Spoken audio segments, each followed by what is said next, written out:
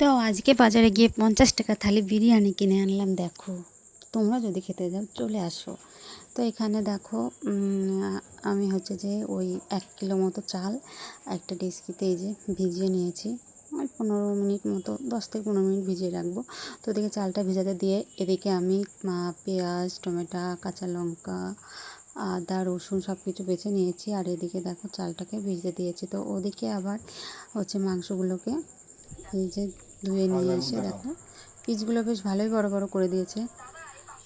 তো হচ্ছে যে এগুলোকে রেখে আমি এই যে আলু টালু সব কিছুই কেটে নিয়েছি। আর এদিকে জলটাকে আমি গরম বসাবো।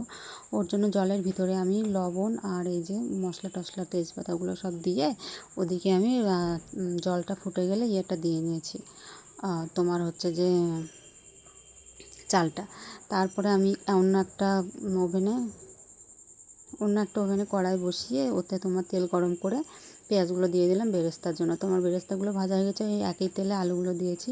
তো আলুগুলো দেখো আমার ভাজা হয়ে গেছে, আলুগুলোকে তুলে নিই।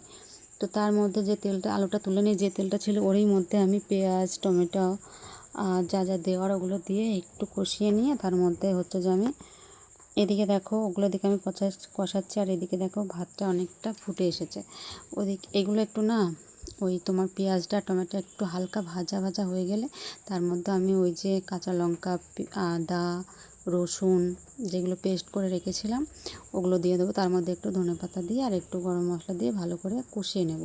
তো কষিয়ে নেওয়ার পরে আমি হচ্ছে লবণ হলুদ পরিমাণ মতো দিয়ে তার মধ্যে আমি হচ্ছে মাংসগুলোকে দিয়ে নিয়েছি। তো মাংসগুলো একটু বেশি করেই কষাবো।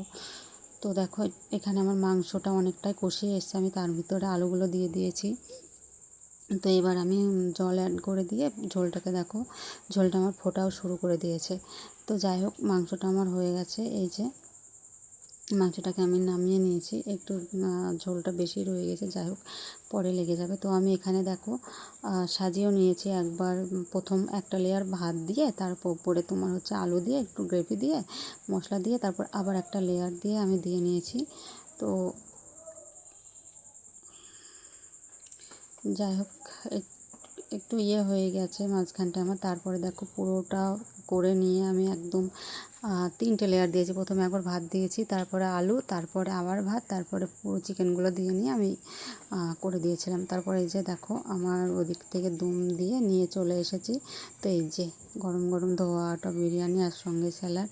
তো ভিডিওটা কেমন লাগলো আশা করি ভালো লাগবে। আর কেমন হয়েছে আমার বিরিয়ানি রান্নাটা তোমরা একটু কমেন্ট করে জানিও। আর হচ্ছে আমার ভিডিও ভালো লাগলে তোমরা একটু লাইক, কমেন্ট আর সাবস্ক্রাইব করে আমার পাশে থেকো।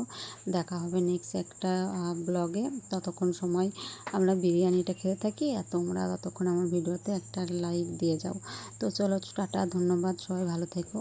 দেখা হবে আবার আগামীকাল নতুন একটা ভিডিওর সাথে।